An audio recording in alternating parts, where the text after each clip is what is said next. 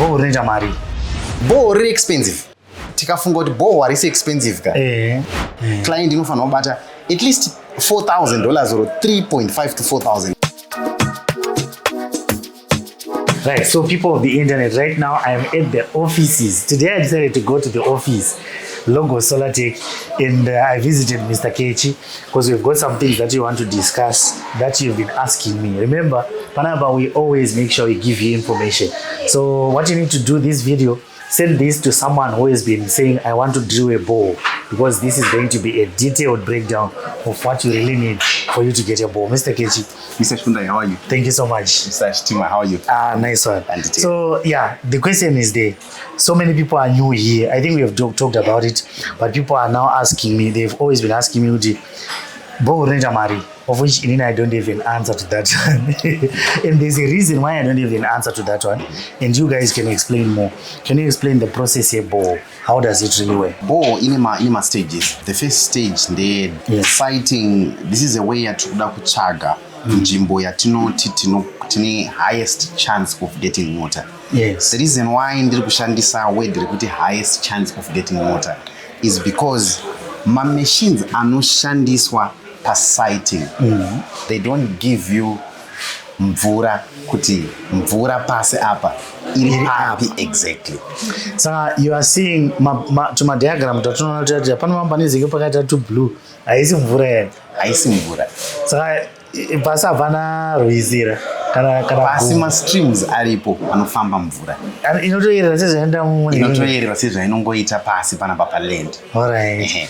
But pa ma machines atinoshandisa like kuma machines anoshandiswa pakusaita mvura, the best machine right now in the world inonzi PQWT. PQWT zvinongoreva kuti peak quality water testing machine. So this machine ndo machine right now iri kukwanisa kuti inotibatsira pasighting kuti tiwane the highest possible chance yekuwana mvura.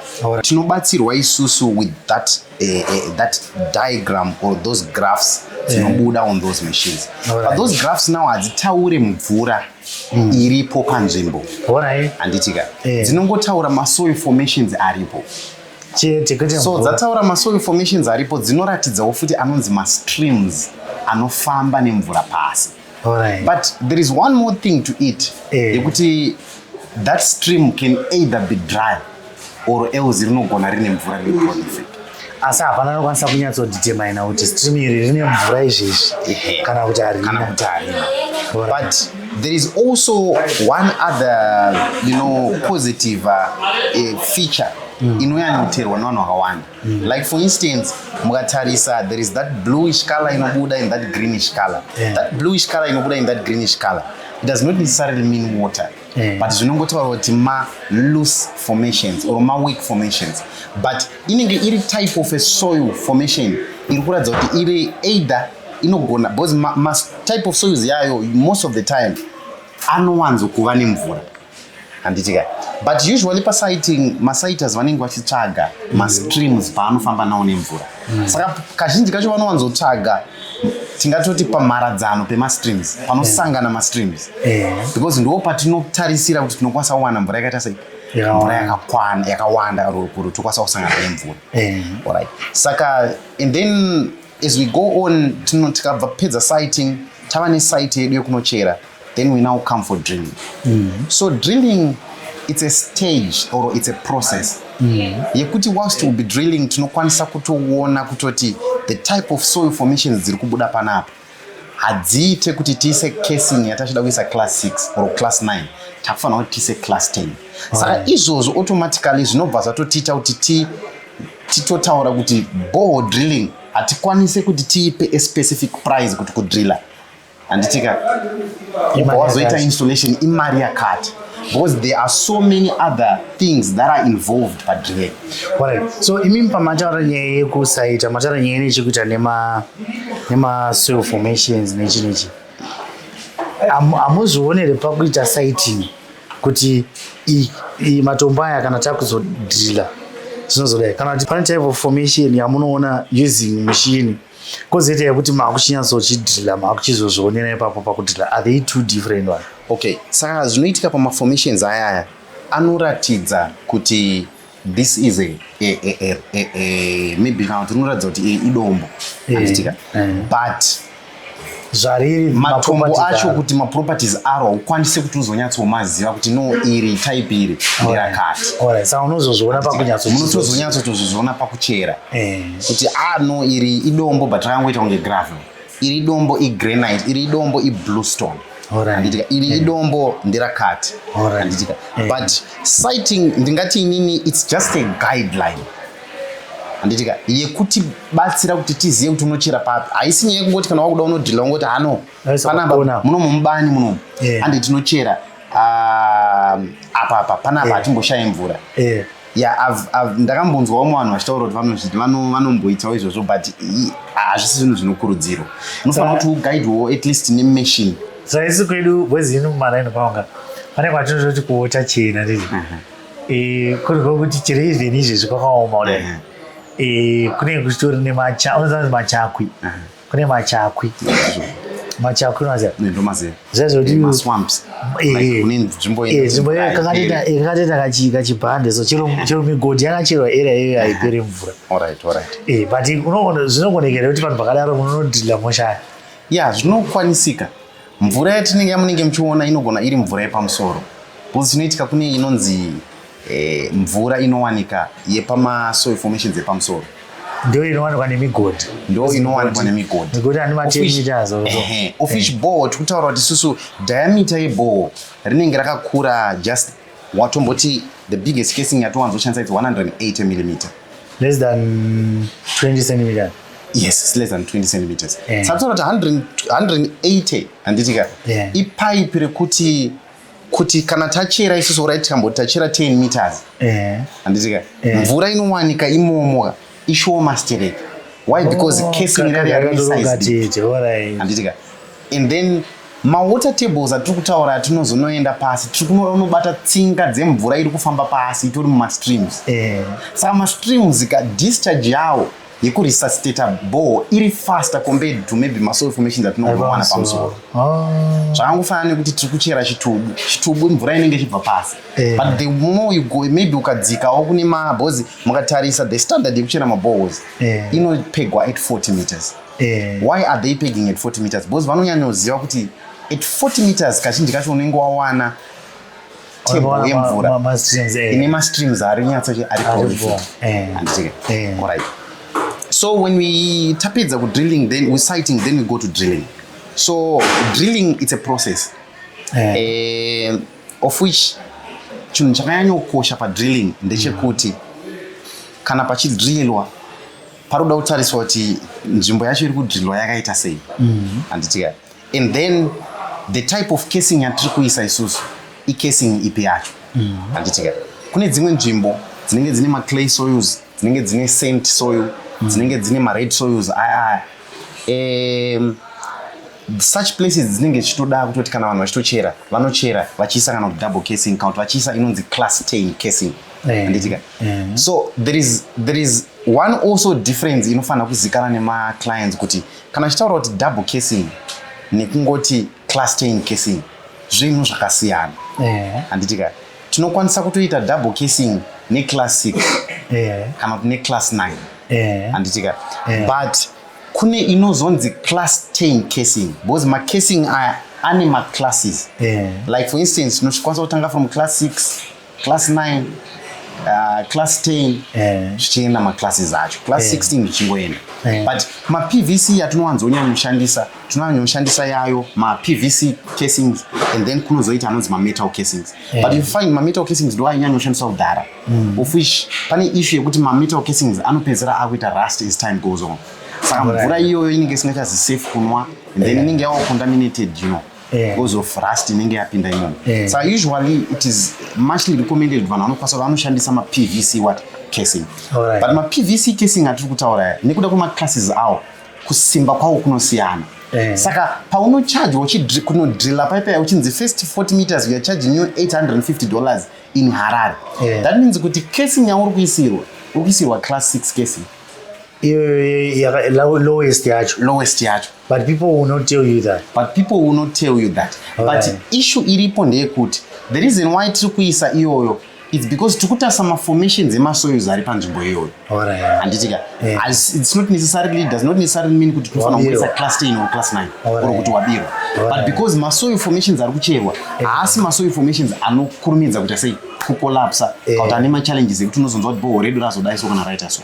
Handitika. So the reason why pachiiswa kana casing iyoyo inyaya yestrength. Handitika. And then tinozoenda tichienda kunana class 9 and then class 10. And then tapedza drilling iya. I think maybe ndofana unyatso clarify issue yemacasings. Macasings aya ndachitaura nezvawo. Ndachiti class 6, class 9 and class 10. Handitika. Inonzi double casing kuti tiri kuisa one pipe maybe 140 millimeter inside and then we put another bigger casing which is 180 millimeter outside. The outside pipe yatakuisa ndo yatakuti double casing. Because tiri kuisa macasings two akapfeka. Saka double it means macasings ari 2. Handitika.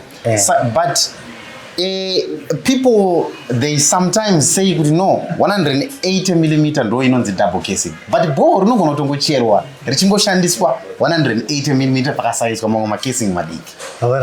Because it's expensive kuti munhu achere boho achishandisa 180 millimeter. Why? Because bit riri kuiswa ipapo rakakura kudarika rinonoiswa pama 160 or 140. Saka kazhinji kacho mukaona kana tichidrilla boho tinotanga takaisa bit hombe tochera kana maybe 6, 12 or 15 or 20 meters tobuditsa marods tobvisa that big bit area tonoisa hombe hama handitika diki hama. Then that means ndo patakunoisa mapipes madiki kuzasi kwese uko, but pamusoro apo tiri kunoisa pipe yechi hombe. Saka those nozodetermine whether pachaiswa, I mean chinozodetermine izvo zvenyaya dzemarock formations. Tinozodetermine izvo nyaya yemarock formations anenge ari pasi. Saka there are some other areas dzekuti unogona kutochera ukasatomboisa double casing. Dziriko hadzitomborina kana machallenges ekuti boho rinonzi rinokolapsa kana kuita sei. Nenge muchingorova muchienda. A good example I want to give you ndeyekuti toda kuvaka a castle using sand. Tikaenda mumaSt. John's Valley totanga kuda kuvaka a castle. Castle resand rinokolapsa. Why? Because sand harina kusimba. Harina those properties ekuti rirambe rakabata. Rinotosvika patime ekuti rinotanga kukolapsa rega. Saka ndosaka tiri kuti panenge pakuzoda kuti paiswe chi double casing. Handitika. Saka tichibva ipapo pa drilling ipapo takuzoenda pa installation. Saka installation inozodeterminewa nedepth yatasvika. Kuti isusu tadzika mameters mangani. Ndo zvakuti takuchoose the size of pump. Because mapump ane mahead. Like for instance, ndoda kuti tiuye pamapumps ari panapa. Tonyatsoratidzana tichitaura kuti mapamba yachatinenge tichiti mahead cameraman anokwanisa kuuya padzira vanyatsoona. Like for instance, we've got this 1.5 horsepower DC pump. This 1.5 DC pump mukaitarisa panapa mukauya mukatarisa maspecs ari panapa munoona kuti the maximum depth yainokwanisa kuenda is 129 meters. Pa 129 meters inenge ichibuditsa iyo 3 liters per minute. Saka that means kuti pump iyi tikachera isusu mugodhi wakareba isusu 130 kana kuti 132 tinokwanisa kushandisa this pump. Why? Because pump iyi tinofanira kuzoisimudza at least 5 or 6 meters kubva paground. Handitika kuti tisasakewo ivhu tsvina iri pasi nemamwe maparticles anenge ari pasi. Handitika. So head yepump ndo inenge ichideterminwa nedepth yemugodhi. Saka tikazotarisa even discharge yemvura inobuda apa tikutaura kuti at 129 meters inenge ichibuditsa 3 liters. That means kuti tikatora pump iyi tikanoisa pamugodhi we40 meters handitika pa 40 meters pump iyi inenge ichibuditsa 80 liters per minute. Handitika. Saka isusu kana taisa 1.5 pamugodhi we40 meters tinofanira kuziva futi kuti mugodhi uyu resuscitation rate yayo kana kuti mvura kuti kana yapambiwa inodzoka zviri fast zvakaita sei ndo zvinozoditemina kuti pambu yatiri kuisa yakaita sei handitika saka for instance kumacommercial ndokunowanzoiswa mabigger pumps kana zviri zvedomesticwo there is no need yekuti munhu aise a bigger pump because tikungoda mvura yekungoshandisa pamba just for domestic use handitika so tikaramba tichienda nemasaizi emapamba munotoona kuti mahead acho anenge akuita sei achisiyana even mukatotarisa if we take this other pump this one is a 0.75 it's a DC pump type mukaitarisa at 72 meters handitika inopamba 3 liters per minute but this pump mukaitarisa iyi at 95 meters inofamba 50 liters per minute saka mukatarisa kuti iyi pambu iyi idiki asi pa 72 minutes iri kupamba mvura shoma but this pump totoenda kudepth ye95 but iri kupamba mvura yakawanda saka strength yayo ndo yakudetermine even discharge yemvura yainopa which will also determine the price which will also determine the price installation which will also determine the number of solar panels you're going to put handitika saka what happens is this pump like this one it's a 1.5 horsepower DC pump handitika iri 1 horsepower iri 1.5 DC horsepower tikatarisa control box racho riri panapa handitika this control box rakanyorwa iro kuti DC operating voltage yayo it's 60 to 340 volts that means kuti isusu kana tichisa ma 450 watts ayo ane 49 volts iri VOC takudivide isusu kuona kuti manamba ma 49 volts mangana anopinda mu 330 alright handitika saka isusu tikadivide tikaona kuti ma 49 volts anopinda mangani apa for instance let's just say 6 handitika or let's just say 5 handitika tikati tiri kuisa 5 mapanels ari ma 49 volts mapanels akuzodetermine futi price yatichazonoisa because tiri kuisa mapanels akawanda pambu yacho yakaita sei yakakurawo lazima yapindawo mapaipi akawanda and then there is also another difference pamapumps mapumps like isusu tinoshandisa anonzi mametal propeller type of pipes pumps because kune maplastic nemametal saka mametal ane lifespan yakakura kudarika maplastic and mametal anodhura kudarika kudarika maplastic saka mametal propellers because kachitori mapropellers ndo the chacho chinopamba mvura chinenge chiri mukato saka anenge ari masteel anenge ari atiri kushandisa panapa so what happens is masteel ane lifespan yakakura and then resistance yawo from like ma pigments anenge achipinda kana ma foreign objects anenge apindawo achisakwa nemvura yaya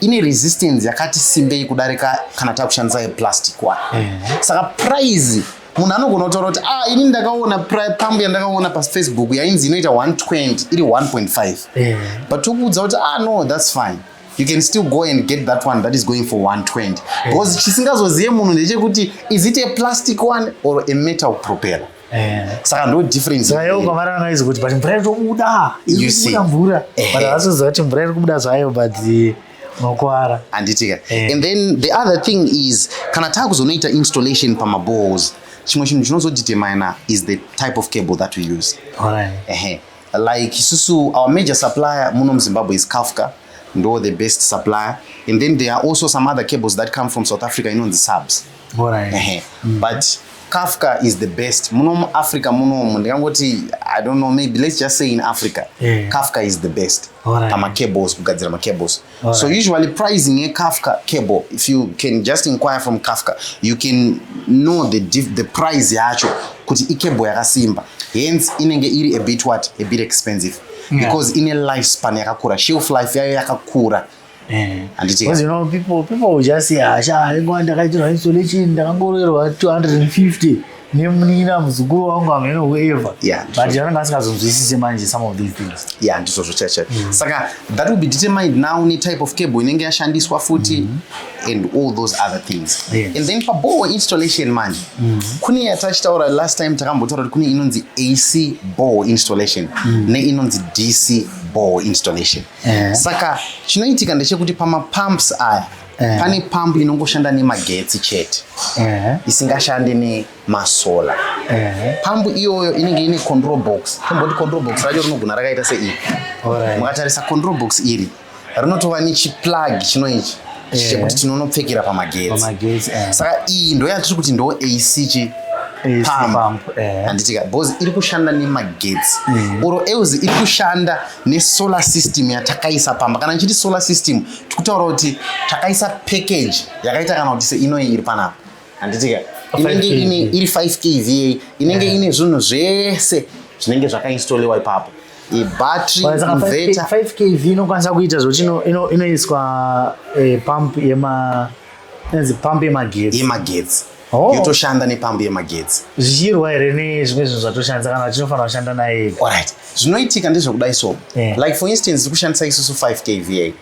Tinofanira kunge tichishandisa the biggest pump that we can use here, it's a 1 horsepower pump. But 1 horsepower pump tinofanira kunge tichishandisa during the day. Why during the day? Because tikauya panapa pump yedu panapa mukatarisa panapa 1.5 horsepower iri kunzi it's 1100 kilowatts. Kana chiti 1100 kilowatts toro ndo load yakatotakurwa nepump inoi iri 1. Yes, iri kutaurwa iri 1. Saka using a 5 kilowatt that means that pump itatoifeza out because tikada kutoirana that means tofanira kutodzima at least zvinhu zvese kuti irane iri handitika. And then tikazouya pane 1 horsepower. 1 horsepower inenge iri around 700 something, 736 or 786 watts. Handitika. So 1 horsepower inokwanisa kuti irane with this. Because tikutaura zve 700 something watts. Of 700 something watts with the power that will be generated during the day. Because inofanira kungoshanda masikati chete. Kune zuva, kune masikati chete. Kana chiti masikati, why tiri kuti tikushandisa masikati? Because power iri kugeneratewa during the day. Iri kukwanisa kunochargisa mabatteries ozara. And then yobva yaendesa the excess power to the load. Alright. Saka ichi 5 kV. Then we've got 6 kV. So that means for 6 kV inenge yamunyatsorana zviri right kana kuti iyi inenge inokwanisa kurova pa 6 kV. Alright. Kuma solar systems Mr. Chitima zvinoitika ndezvekudai so. Pane ma solar systems anoiswa muma towns. Handitika. Like for instance mukatarisa 5 kVA inogona kuiswa ine 6 masolar panels. But it does not necessarily mean kuti 6 kVA kana yakunzi iri kurana as an off-grid solar system inofanira iswa 6 masolar panels. Unokwanisa kuisa as many solar panels that you want. Client anogona kuuya achiti ndiri kuda 5 kVA.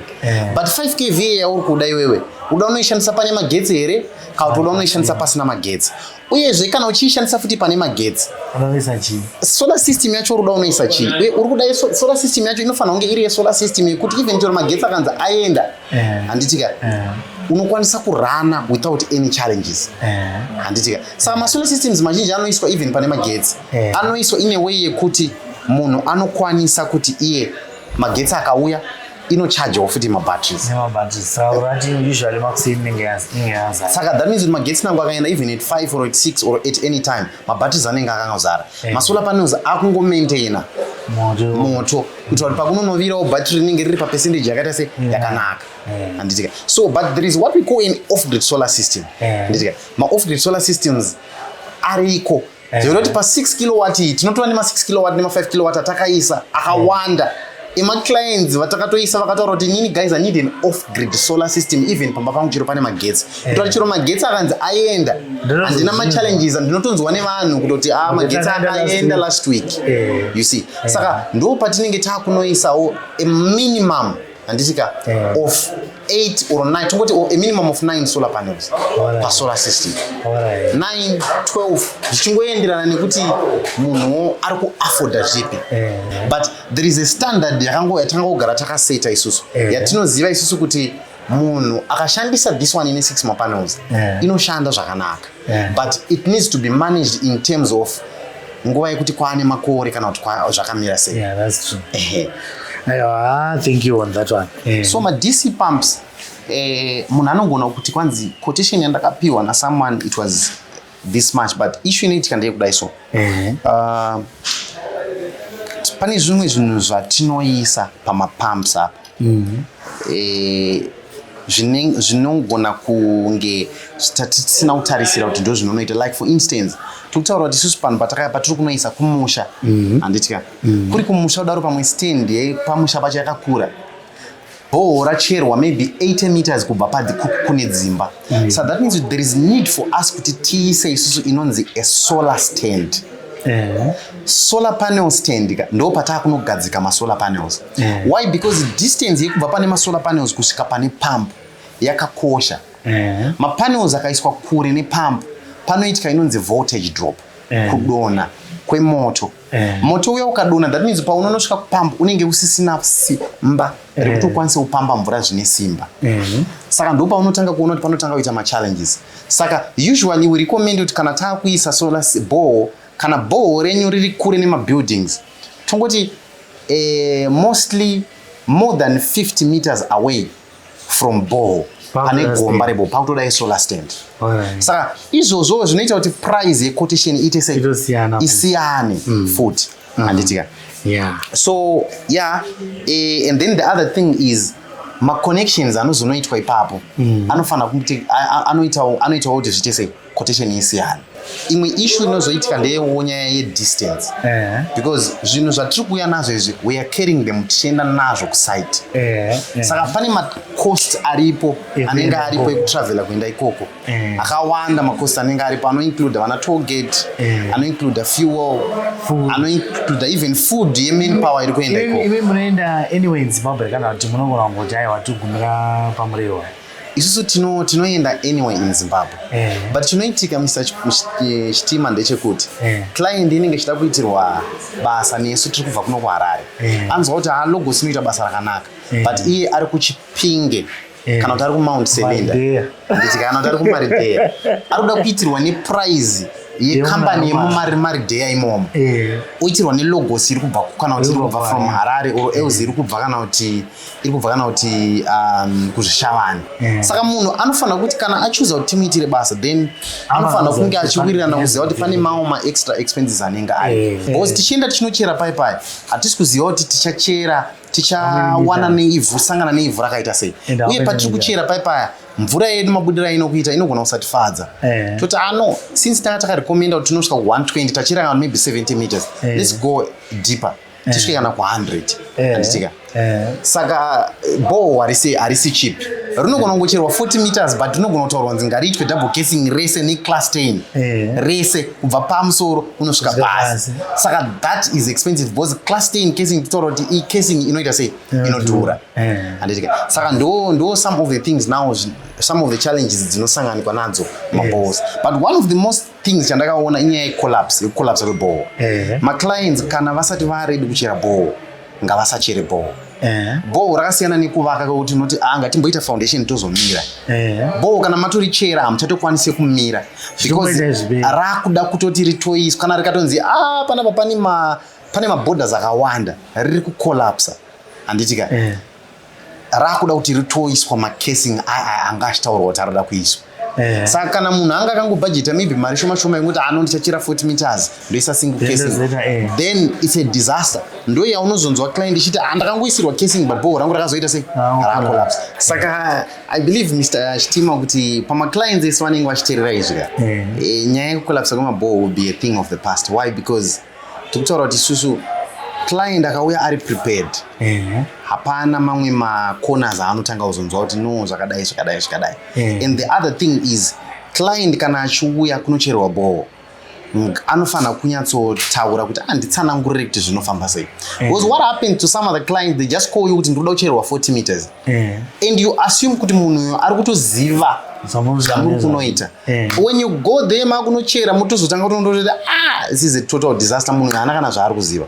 And when we come for drilling, what you have to know is some other time, because tinenge tichida kuti save fuel, ma-roads atinotakura anorema. One road rinorema a minimum of 120 kgs One Simbirere. And the other thing is makesing atinenge tatakura. Tinogona kungotakura maybe makesing atangotakura chiri munhu anoda nochera 40 meters. 40 meters. And then pa 40 meters pamwe tangochakura futi even ne double casing yechi ye 40 meters. Tanosvika paipa yatozotoona kuti munhu ka kutoti anonda kuda kuchera 60 was ndiri kuona kuti mvura iri apa ishoma this and that and that. But saka ndotoona kuti kana munhu achida kuchera boho anofanira kunzwa information yakakwana.